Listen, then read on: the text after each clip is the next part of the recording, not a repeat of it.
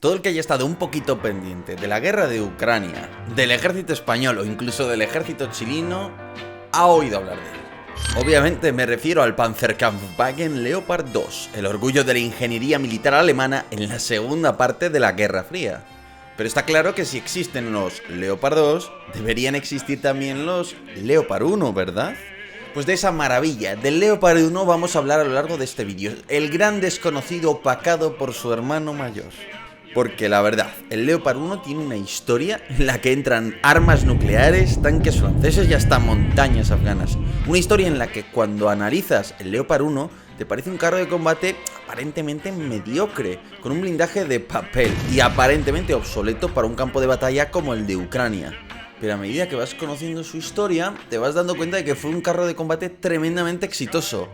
Quizás incluso más exitoso que el propio Leopard 2. Pues esto lo vamos a descubrir a lo largo de este vídeo, así que quédate conmigo que yo te lo cuento.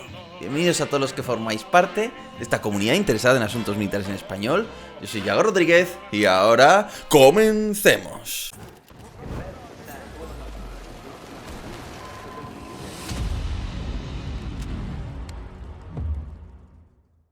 Año 1953. El famoso fabricante de tanques, ya sabéis, Porsche, alcanza un acuerdo con el grupo industrial indio Tata Motors para bosquejar el diseño del Indian Panzer, un tanque medio muy sencillo y concebido para ser fabricado en el país hindú. Y la verdad, aquel proyecto fue un fracaso absoluto, pero permitió modernizar y preparar a la industria alemana para lo que iba a venir justo después.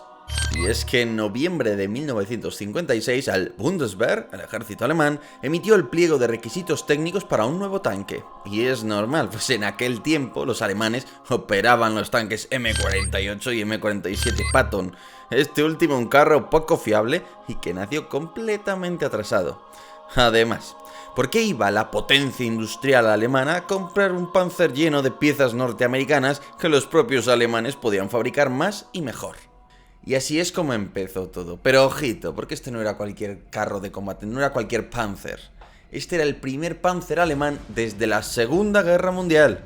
Y aquello traía polémica detrás. Es que esto nos podrá parecer pues una tontería, una anécdota, pero pensad que en 1955, en los últimos 50 años, 40 años de hecho, Alemania había intentado invadir Europa 2 veces. Así que permitirles que diseñaran su propio carro de combate otra vez era algo muy polémico y visto con mucho recelo por algunos de los vecinos de Alemania, especialmente por Francia. El general de Gaulle, que había dirigido el ejército de la Francia Libre durante la Segunda Guerra Mundial, estaba muy preocupado, pero por aquello de tener a tus amigos cerca y a tus enemigos aún más cerca, aceptó embarcarse en el diseño de un Panzer con Alemania Occidental. Y nació así el proyecto Standard Panzer, una especie de proyecto de carro de combate franco-alemán. Para lanzar el Standard Panzer se establecieron 3 equipos, cada uno de ellos con la misión de construir 2 prototipos. El primer equipo era alemán y su empresa líder era Porsche. El segundo equipo también era alemán y lo dirigía Rustal. En cambio, el tercer equipo era francés y un cuarto equipo, también alemán, lo conformaban Rheinmetall y Beckmann, cuya misión no sería fabricar un tanque, sino centrarse en el desarrollo de la torre. Y además posteriormente se va y se une Italia a este programa, pero ojo, no en calidad de diseñador del carro de combate, sino más bien de evaluador del carro de combate y de potencial socio industrial para la fabricación del carro de combate. Entonces hasta aquí queda claro cómo se había organizado el proyecto y queda claro que la participación alemana en el mismo pues era bastante superior a la francesa. Pero a partir de aquí la pregunta es: ¿qué requisitos técnicos tenía ese Panzer? ¿Venían ya preestablecidos por el propio Bundeswehr, por el proyecto del Indian Panzer o algunos similares? Es decir, ¿cómo estaba organizado todo esto? Bueno, esto requiere una aclaración. Hubo 2 conjuntos de requisitos. Los unos emitidos por el Bundeswehr en 1955 y los otros emitidos conjuntamente por Alemania y Francia en el marco del programa Standard Panzer. Pero ambos conjuntos de requisitos son extremadamente parecidos, así que os los he unificado en una sola lista. Esto era lo que querían alemanes y franceses.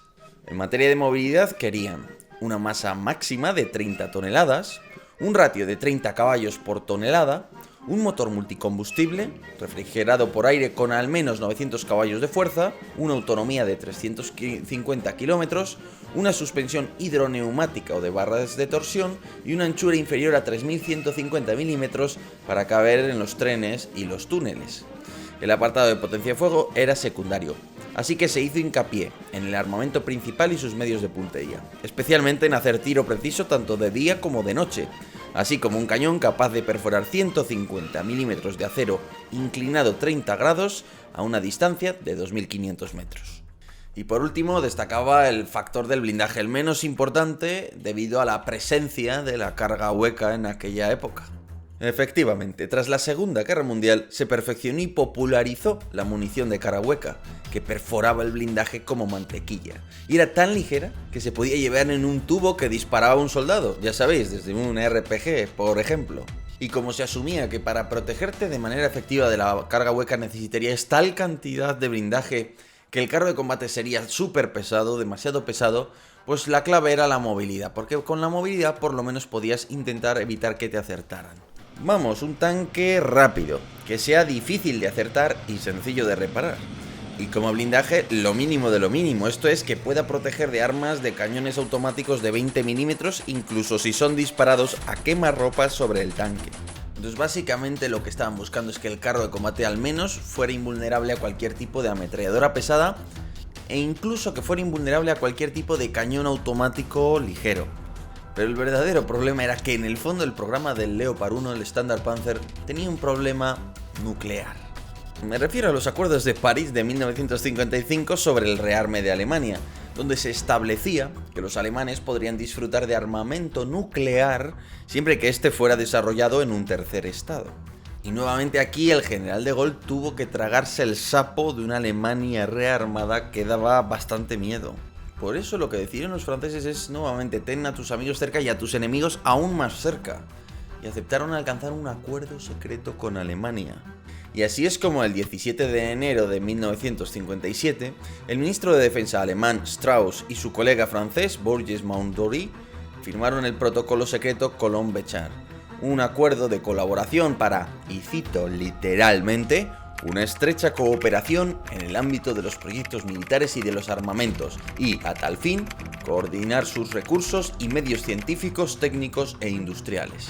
El protocolo secreto Colomb-Béchar abarcaba todos los programas militares, incluido el más sensible de todos, que era el relativo a las armas nucleares.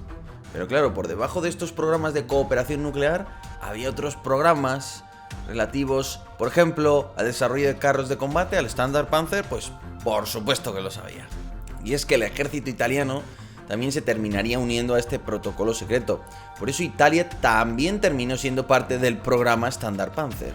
Y la cuestión real aquí es, ¿estaba Francia realmente dispuesta a ayudar a las dos antiguas potencias del eje, Alemania e Italia, a obtener armas nucleares? O dicho de otra forma, ¿estaba Francia dispuesta a compartir, a dejar de ser la única potencia de Europa continental con armamento nuclear? Pues por supuesto que no. Pero ¿cómo iba Francia, solo 20 años después de la Segunda Guerra Mundial, con un presidente que había luchado contra los nazis durante 6 años, a permitir que Alemania obtuviera armamento atómico? Pues efectivamente, pasó lo inevitable, que en junio de 1958 los franceses comunicaron al ministro de Defensa alemán, Strauss, que no iban a seguir participando y colaborando en el programa. Y aquella salida del programa de Colomb-Béchar, pues a qué llevó a enfriar todos los demás programas de cooperación. ¿Y cuál estaba entre esos programas? El Standard Panzer. Por suerte, en realidad, juntos o separados, los requisitos de Alemania y Francia para su nuevo tanque eran gemelos, así que el programa siguió adelante a un buen ritmo, y en solo 4 años, para enero de 1961, el equipo que lideraba Porsche presentó un par de prototipos muy maduros, mientras que el equipo de Rurstall tardó 9 meses más en presentar los suyos, y mientras que el equipo francés no lo haría hasta un año después. Al final lo que sucedería es que el modelo diseñado por Porsche estaba muchísimo más maduro que el de Rurstall, y este a su vez estaba bastante más maduro que el de la propia Francia.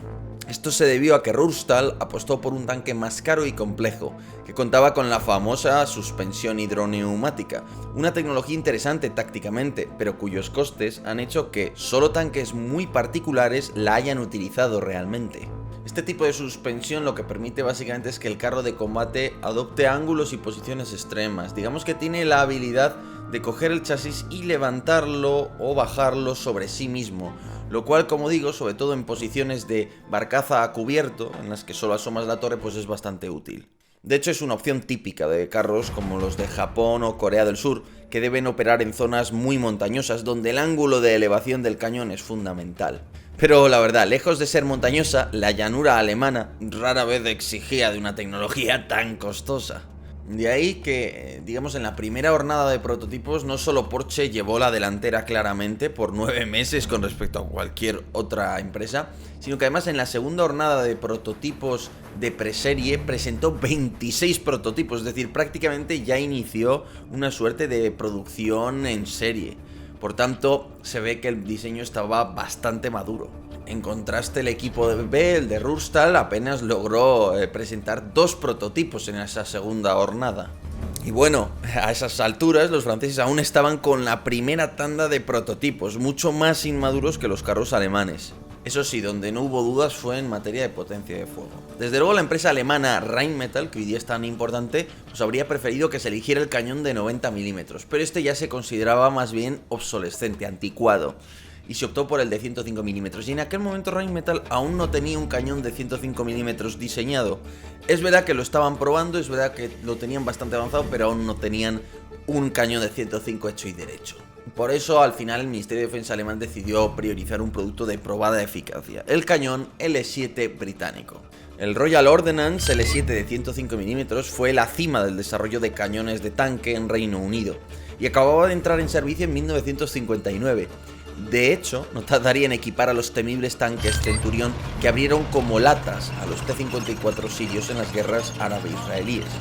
Además, el L7 tenía toda la gama de juguetes, desde la munición de carga hueca multipropósito hasta la peculiar munición de cabeza de choque, ideal contra búnkers y blindados ligeros, o la más avanzada y compleja de tipo APDS, que lanzaba una flecha encamisada por un sabot que se estabilizaba gracias al efecto de autorrotación inducido por el ánima rayada del cañón. Eso sí, el cañón L7 era demasiado grande para la torre y la verdad, como los alemanes necesitaban bastantes más grados de inclinación dentro de la torre, resulta que como el cañón era tan largo, pues no cabía, se daba con el techo antes de ofrecer suficiente inclinación.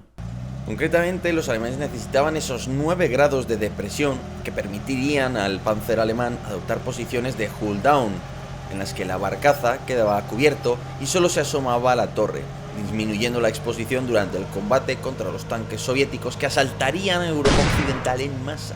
Este requisito obligó a Royal Ordnance a diseñar el L7A3, una variante que acortaba la recámara para ganar unos centímetros clave para obtener esos 9 grados de depresión. Y esta variante, de hecho, acabaría teniendo muchísimo éxito exportador, donde en carros soviéticos, porque como era más corto y el carro soviético normalmente es más compacto y menos espacioso, pues este cañón, que era más cortito, sí se podía instalar en un tanque soviético, de tal manera que el L7A3 del Leopard 1 es el mismo cañón que llevaban muchos T-55 usados por Egipto, por ejemplo. Por eso, en 1962, el Ministerio de Defensa alemán autorizó un encargo de 1.500 cañones Royal Ordnance L7A3 en Reino Unido para equipar la inminente producción en masa. Pero un momento, no tan rápido, porque a esas alturas el proyecto franco-germano Standard Panzer aún no había concluido. Todo lo contrario, en 1963 sería el año en el que los equipos alemanes y francés enfrentarían sus diseños en la prueba más importante, en el aspecto clave de este carro de combate, que es, ya lo hemos dicho antes, la movilidad. Y ojito, porque no lo harían de cualquier manera. En esta competición habría un árbitro y un juez más o menos imparcial. ¿Qué iba a ser quién? Italia. Entre agosto y octubre de 1963 arrancaron las pruebas que habían de empezar en Mailly-de-Camp, Bourges y Satori en Francia, para culminar en Meppen, Alemania. Las pruebas de campo, poniendo a prueba la fiabilidad y la potencia de los motores, la resistencia del tren de marcha y de la suspensión de barras de torsión, el vadeo de cursos de agua sin preparación o el cruce de pendientes, demostraron que el diseño alemán estaba mucho más maduro que su homólogo francés.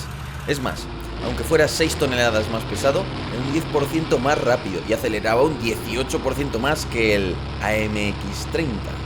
Así que contando con un carro de combate bastante más maduro, bastante más eficaz y una Francia que se negaba a apoyar a Alemania en el desarrollo de armas nucleares, llevaron finalmente a que Alemania decidiera ir por sola, lanzar el proyecto del Leopard 1 por sí sola y punto. Y así, el 1 de octubre de 1963, el Panzer alemán era bautizado y entraba a los anales de la guerra acorazada. ¿Y cuál sería su nombre? Pues justamente, siguiendo la tradición de los famosos colosos de la Segunda Guerra Mundial como el Panther, el Tiger, el King Tiger o el Elephant, los alemanes eligieron al Leopardo, el Leopard 1. Los germanos acababan de recuperar la tradición de diseño Panzer más prestigiosa de la Segunda Guerra Mundial. Pero en realidad la historia del Leopard 1 solo acababa de empezar. ¿Cuántos Leopard 1 se fabricaron y exportaron? ¿Llegarían a superar al Leopard 2? ¿Y qué hay de las distintas versiones del Leopard 1 y su desempeño en guerras como la de Afganistán o Ucrania? ¿Es cierto que se trata de un tanque anticuado o aún tiene su rol dentro del campo de batalla? Pues eso ha sido todo, señores. Les dejo las listas de reproducción ahí abajo para que puedan seguir disfrutando este contenido y recuerden que esto es una serie. El siguiente capítulo viene de carril seguido después de este. Espero que lo hayáis disfrutado tantísimo como yo. Os invito a suscribiros a Political Room para complementar esta información militar con información de ámbito internacional. Por lo demás, eso ha sido todo. Muchísimas gracias a todos por estar ahí y hasta otra.